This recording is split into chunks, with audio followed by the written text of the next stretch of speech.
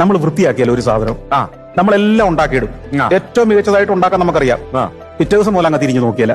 ഈ ലോകത്ത് ഏത് വസ്തുവും, ഞാൻ ഈ ലോകം മുഴുവൻ സഞ്ചരിച്ചിട്ട് മനസ്സിലായത്, സ്റ്റാച്യു ഓഫ് ലിബർട്ടി ആണെങ്കിലും ഈഫൽ ടവർ ആണെങ്കിലും ഏത് ലോകാത്ഭുതമാണെങ്കിലും ഇന്ന് കാണുന്ന മട്ടിൽ നിൽക്കുന്നുണ്ടെങ്കിൽ അവിടെ നൂറുകണക്കിന് ആളുകൾ രാവും പകലും അത് വൃത്തിയാക്കാൻ, മെയിന്റനൻസ് നടത്താൻ, തിളക്കി തേച്ച് മിനുക്കി നിർത്താൻ പണിയെടുക്കുന്നുണ്ട്.